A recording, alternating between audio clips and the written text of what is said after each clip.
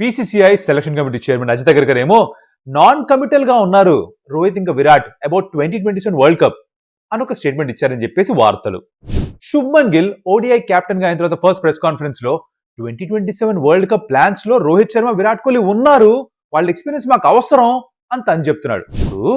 ఇప్పుడు మీరు ఒకటే కదా, ఇద్దరు సేమ్ పేజ్ లో ఉండాలి కదా, మీరు మాడుకోవాలిగా ముందర, మాకు చెప్పే ముందర.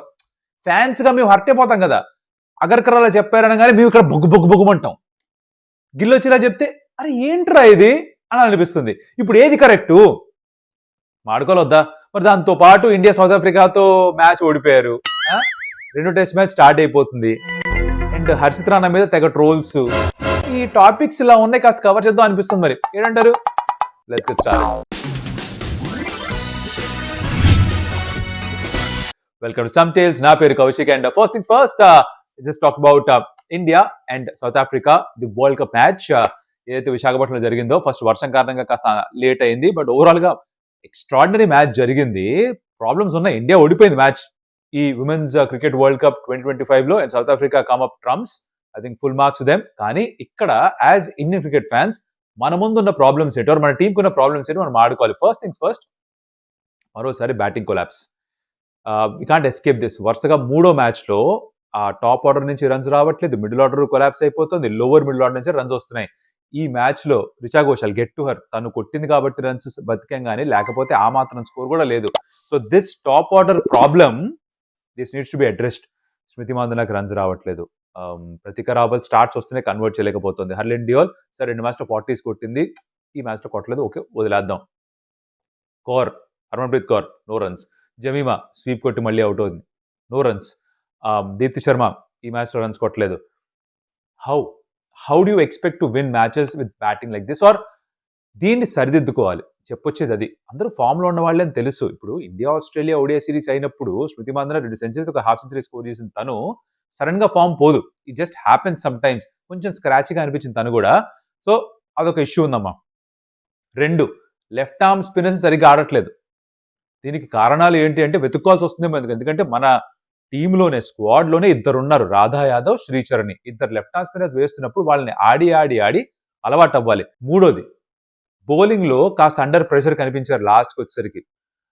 When Nadeem de Clark runs కొట్టడం స్టార్ట్ చేస్తే చెల్లాచెదరు అయిపోయారు మొత్తం అందరూ కూడా. క్రాంతి గౌడ్ ఇనిషియల్ గా బాగా వేసినా కూడా ఒక ఓవర్లో 2 6 4 ఇచ్చేసరికి తనకు కంగారు పడింది. నెక్స్ట్ లో దీప్తి శర్మ 2 6 తనకు కంగారు పడింది. ఇలా కంగారు ఎక్కువ పడ్డంతో మ్యాచ్ చేజారిపోయిందని అనిపించింది. నా పాజిటివ్స్ మాట్లాడుకుంటే కనుక ఈ మ్యాచ్ లో first big positive is Richa Ghosh. Fantastic batting. తను వచ్చిన పొజిషన్ యాక్చువల్ గా మీరు గమనిస్తే పాకిస్తాన్ మ్యాచ్ లో అయినా ఈ మ్యాచ్ లో అయినా తన ఎంట్రీ పాయింట్ అంటే ఎప్పుడు తన గేమ్ లోకి వస్తుంది, ఎప్పుడు బ్యాటింగ్ వస్తుందో దాన్ని కుదిరినంత వరకు డిలే చేద్దామని ట్రై చేస్తున్నారు. ఆ మ్యాచ్ లో కుదిరింది పాకిస్తాన్ తో, ఈ మ్యాచ్ లో కుదరలే బికాస్ వికెట్స్ పడిపోయి. She had to come in early. But ముందుగా వచ్చినా కూడా తన న్యాచురల్ బ్రాండ్ ఆఫ్ క్రికెట్ ఆడుతూ ఎలా రన్స్ స్కోర్ చేయగలదో చూపించింది. 94 స్కోర్ చేసింది. ఫినామినల్ నాక్. అండర్ ప్రెషర్ పరిస్థితులు అసలు ఏమాత్రం బాగాలేనప్పుడు, మనకి 200 వస్తుందో లేదో కూడా తెలియనప్పుడు స్కోర్ 251 దాకా వెళ్ళిందంటే ఎవరు కారణం? రిచా ఘోషే కారణం. ఆ 94 అయితే స్కోర్ చేసిందో, ఆ 6s and 4s అయితే స్కోర్ చేసిందో, ఎక్స్ట్రాడినరీ నాక్. అన్ఫార్చునేట్ దట్ ఇది ఒక ఓటమిలో వచ్చింది. ఎక్కువ కాలం దీని గురించి మాట్లాడుకోరు, గుర్తుపెట్టుకోరు. But I will try and remember this. Richa Ghosh గురించి ఎప్పుడు తలుచుకున్నా ఈ నాక్ నాకు తప్పకుండా గుర్తొస్తుందని నా గట్టి నమ్మకం. మీకు కూడా అలానే అయితే let me know in the comments. Great batting తన నుంచి. అఫ్ కోర్స్ నేరానా మరోసారి కాంట్రిబ్యూట్ చేసిన 33 runs తోటి. అమన్జోత్ కౌర్ నుంచి పార్ట్నర్షిప్ చూసాం, తను ఎక్కువ కాంట్రిబ్యూట్ చేయకపోయినా కూడా నెమ్మదిగా ఆడిన తను. బట్ మిగతా అందరూ కొలాప్స్ అయిపోయారు. ఆ లాస్ట్ లో partnership between Richa Ghosh and Amanjot Kaur, Richa Ghosh and నేరానా లేకపోతే 170 pack. As simple as that. 170 pack, match ఇంకా ముందరే అయిపోయి ఉండేది. ఇది ఇలా ఉండగా వాళ్ళేంటి బాగా చేశారు, వాళ్ళ కెప్టెన్ లారా వుల్ఫార్డ్ ఫ్యాంటాస్టిక్ ఆడింది. ఇప్పుడు మీకు అనిపించచ్చు చాలా నెమ్మదిగా ఆడిందని, కానీ she kept them in the game. Throw చేయలే వికెట్, మిగతా వికెట్స్ పడిపోతూ ఉన్నా కూడా తను ఒక ఎండ్లో ఆ స్ట్రైక్ రొటేట్ చేస్తూ రన్ స్కోర్ చేస్తూ అడపదడప బౌండరీ స్కోర్ చేస్తూ 70 దాకా తీసుకొచ్చిన తన individual స్కోర్ని.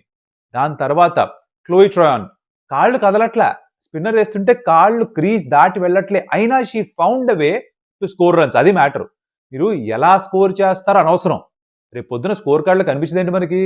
Chloe Tryon 49 runs score చేసింది. That's what matters. Nadine de Klerk fantastic. Richa Ghosh ఎంత గొప్పగా ఆడిందో అంత గొప్పగా నడిన్ డిక్లార్క్ కూడా ఆడింది. అండ్ 5 6లు 8 4లు strike rate 155. Fantastic batting display by South Africa. Specially వాళ్ళు 69 అవుట్ అయిపోయిన తర్వాత ఆడిన విధానం, ఎవరైతే కంబ్యాక్ చేశారు, న్యూజిలాండ్ ఓడించారు, ఇండియాని ఓడించారో, సూపర్, ఆసమ్. కాన్ఫిడెన్స్ వాళ్ళది నెక్స్ట్ లెవెల్కి వెళ్ళిపోతుంది. ఇండియా కాన్ఫిడెన్స్ కొంచెం తగ్గుతుంది. ఇక్కడ ఫీల్డింగ్ బాగానే చేశారు ఇండియన్స్, కానీ captaincy of Harmanpreet Kaur will be question little bit because తను వచ్చి బౌలింగ్ చేసింది. చాలా మంది అంటాం అది కరెక్ట్ కాదు అని. మీరేమనుకున్నారు దాని గురించి? You think Kaur should have bowled or not? No, నా పాయింట్ ఆఫ్ వ్యూ ఏంటంటే 6th బౌలర్ని ఎప్పటికప్పుడు గేమ్ టైం ఇవ్వాలి కదా అని చెప్పి తీసుకొచ్చింది తను. But maybe the situation of the game was not appropriate because వాళ్ళు 5 డౌన్ ఉన్నారు. అక్కడ మీరు ఇంకొక వికెట్ తీసుకున్నారు, 2 వికెట్లు తీసుకున్నారు, గేమ్ ఇస్ సీల్డ్. అది సీల్ చేయకుండా ఒక పార్ట్నర్షిప్ రావడానికి కారణమైంది. 4 ఓవర్స్ వచ్చింది 15 పరుగులే. హర్మన్ప్రీత్ కౌర్ 15 పరుగులే ఇచ్చింది, అండర్ 4 runs per over. కాకపోతే పార్ట్నర్షిప్ బిల్డ్ అయింది. అది సౌత్ ఆఫ్రికాకి హెల్ప్ అయింది. అది ఇండియాకి బ్యాక్ ఫైర్ అయింది. అలా ఇండియా మ్యాచ్ ఓడిపోయారు. వరల్డ్ కప్ మ్యాచ్ అయిపోయింది, పక్కన పెట్టేద్దాం. తర్వాత ఈ శుభ్మన్ గిల్ ప్రెస్ కాన్ఫరెన్స్ లో శుభ్మన్ గిల్ అంటాడు దట్ మా 2027 ఓడిఐ వరల్డ్ కప్ ప్లాన్స్ లో రోహిత్ శర్మ, విరాట్ కోహ్లీ ఉన్నారు. వాళ్ళకున్న అనుభవం ఇంకెవరికి లేదు, వాళ్ళ ఎక్స్పీరియన్స్ మాకు అవసరం, వాళ్ళు ఉండాలి టీంతో పాటు అని తను అంటున్నాడు. ఇది బాగుంది వినడానికి. కానీ ఇప్పుడు గిల్ చెప్పిన దానికి, అగర్కర్ చెప్పిన దానికి మ్యాచ్ అవ్వట్లా. ఆ కంపారిజన్ LHS RHS అవ్వట్లా. అది ప్రాబ్లం. ఫ్యాన్స్ ఇక్కడ తెగమక పడిపోతారు. అగర్కర్ ఏమో అట్లా అంటాడు, గిల్ ఏమో కావాలంటాడు. అరే మీరు డిసైడ్ చేసుకుని మాకు చెప్పండి రా బాబు, మేము బుర్రపాటు చేసుకుంటున్నాం అని ఒక సిచ్యువేషన్ లోకి ఫ్యాన్స్ తోసేస్తున్నారు. ఈ కన్ఫ్యూజన్ ఉండకూడదు. ఈ కన్ఫ్యూజన్ క్లారిటీ ఎక్కడ వస్తుందో ఎప్పుడు వస్తుందో తెలియదు. కానీ ఈ ఆస్ట్రేలియా టూర్ లో రోహిత్ శర్మ, విరాట్ కోహ్లీ ఆడేసి ఇంకా గుడ్ బై చెప్పేస్తారని చెప్పి టాక్స్, అవి ఆ టాక్స్ లానే ఉండాలి, రూమర్స్ లానే ఉండాలి, నిజం కాకూడదని కోరుకుంటున్నాను నేనైతే. Because I think still have a lot to offer Indian cricket కి. 10 కిలోలు తగ్గిన తర్వాత రోహిత్ శర్మ కూడా definitely wants to play as long as possible. Virat Kohli కూడా ఈజ్ ఆల్వేస్ ఫిట్. వీళ్ళు ఫామ్ ఎంతవరకు కంటిన్యూ అవుతున్నది ఒక క్వశ్చన్, సందేహం లేదు. ఐ థింక్ ఒకవేళ వాళ్ళకి రన్స్ రాకపోతే వాళ్ళే వచ్చి డొమెస్టిక్ క్రికెట్ ఆడతారని నా నమ్మకం. Because they know what's right for them, they know what's right for the Indian cricket team. Agharkar ఎక్కడ చెప్పారో నాకైతే ప్రెస్ కాన్ఫరెన్స్ లో కనిపించలేదు. ఆనెస్ట్లీ నేను 3-4 సార్లు చూసా, ఆర్టికల్స్ కనిపిస్తున్నాయి, they are non committal about 2027 world cup అని. కానీ ఎక్కడ తను చెప్పింది ఆ వీడియో నాకు కనిపించలేదు ఇప్పటిదాకా. మీ దగ్గర ఏముంటే నాకు అసలు లింక్ పంపించండి ప్లీజ్, కమెంట్ లో లింక్ పెట్టండి చూస్తా. ఆ నాన్ కమిటల్ అన్న పదం నాకు వినాలని ఉంది అగర్కర్ నోట్లోంచి, ఇప్పటిదాకా చూడలేదు. Hopefully that didn't happen, but we'll have to see what happens. Next point is about Harshit Rana. Harshit Rana తెగ ట్రోల్ చేస్తున్నారు కదా. బట్ వి అండర్స్టాండ్ ఎందుకు చేస్తున్నారు అనేది. బికాస్ తను ప్రతి ఫార్మాట్ లో ఎలా ఆడుతున్నాడు అనేది ఒక valid question. How does it fit in to every squad? Test, ODI, T20 ఎలా తీసుకొచ్చారు తన్ని? ఎందుకు తీసుకొచ్చారు తన్ని? తనకంటే బెటర్ గా వేసే బౌలర్స్ లేరా?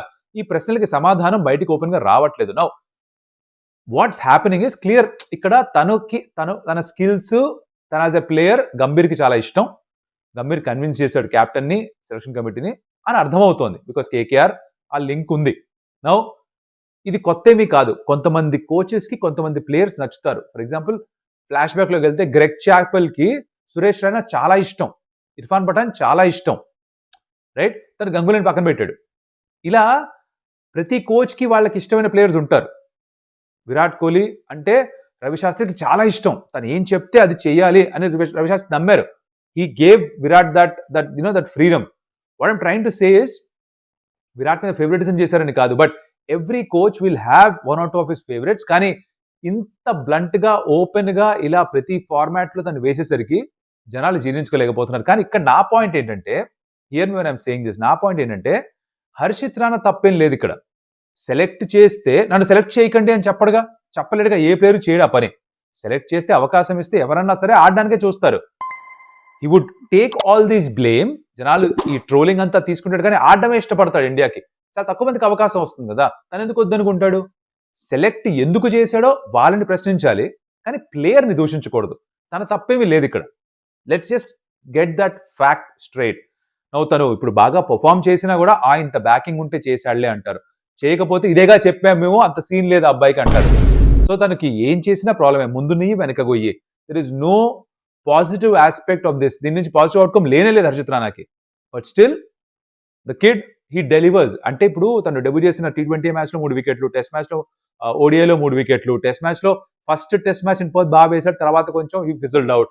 But they see something, they see some potential. 23 years old, ball 2 వైపులా మూవ్ చేయగలడు, 140 దగ్గర వేయగలడు. ఏదో స్కిల్ వాళ్ళకి కనిపిస్తుంది, మనకి కనిపించింది. ఫ్యూచర్లో మంచి బౌలర్ అవుతాడా ప్రస్తుతం తెలీదు. Right now does it deserve a place in every format? Maybe not. That's the fact. అందుకనే జనాలు ఇంతగా రియాక్ట్ అవుతున్నారు. కానీ హర్షిత్ రాణా మీద రియాక్ట్ అవ్వకండి. తన తప్పు లేదనేది నా పాయింట్ ఆఫ్ వ్యూ.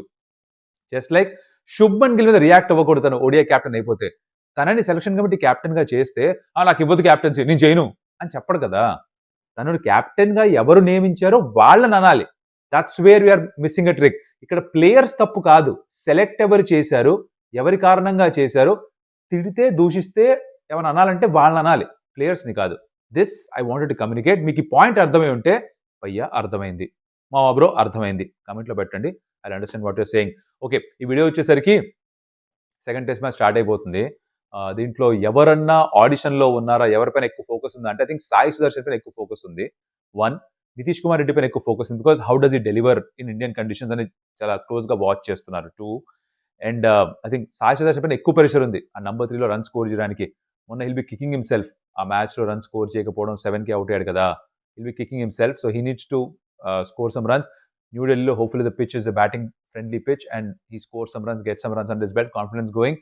అది ఇంపార్టెంట్. సాయి సుదర్శన్ కూడా నంబర్ 3లో ఎక్కువ అవకాశాలు ఇస్తున్నారు తనకి. He needs to grab them. Because లేదు అంటే దేవదత్ పడికల్ రెడీగా ఉన్నాడు తీసేసుకోవడానికి. తను కాదంటే సర్ఫరాజ్ వచ్చేస్తాడు తీసేసుకోవడానికి. తను కాదంటే ఇంకొకటి కూడా వచ్చేస్తాడు తీసేసుకోవడానికి. సో ద పీపుల్ వెయిట్ చేస్తున్నారు ఎప్పుడు వాళ్ళకి ఛాన్స్ వస్తుందని.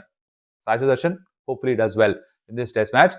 రాన్స్టన్ చేస్ కెప్టెన్ వెస్టిండీస్ అంటాడు, మా బ్యాటర్స్కి వస్తున్న స్టార్ట్స్ వాళ్ళని కొంచెం కన్వర్ట్ చేస్తే బాగుంటుంది, కొంచెం పెద్ద నాక్స్గా మారిస్తే బాగుంటుంది, అది చూడాలని అంటున్నాడు. Maybe they do that, hopefully they do that. అప్పుడు కొంచెం ఇంట్రెస్టింగ్గా ఈ టెస్ట్ మ్యాచ్ వెళ్ళే అవకాశం ఉంది. సో టెస్ట్ మ్యాచ్ నేను కామెంటరీ చేయట్లేదు. మనం ఏం చేయొచ్చు అంటే డే అయిపోయిన తర్వాత లైవ్ పెట్టేసుకుందాం యూట్యూబ్లో, సరదాగా మాడేసుకుందాం, దాని తర్వాత వీడియో సెపరేట్గా చేసుకుందాం. అది అనుకుంటున్నా. లైవ్ చేద్దాం, ఎండ్ ఆఫ్ డేస్ ప్లే తర్వాత లైవ్ చేద్దాం అంటే కనుక కమెంట్ భయ్యా end of day EOD live అని కమెంట్ పెట్టండి. మనం లైవ్ సెట్ చేసుకుందాం ప్రతిరోజు ఆ డే అయిపోయిన తర్వాత. Okay, we can do that. ఒక 15 నిమిషాలు మాట్లాడుకుందాం, అలా జాలీగా పక్కకి వెళ్ళిపోదాం, ఆ పని చేసి పెడదాం మనం. ఓకే, ఇప్పుడు దాకా videos thank you so much for that. Like the video, share with your friends, comment about what do you like about the video. And of course ఇప్పుడు సబ్స్క్రైబ్ చేసుకోకపోతే కన్సిడర్ డూయింగ్ దాట్. అండ్ మరొకటి మళ్ళీ కలుస్తా. అప్పటిదాకా సెలవు. Adios Amigos.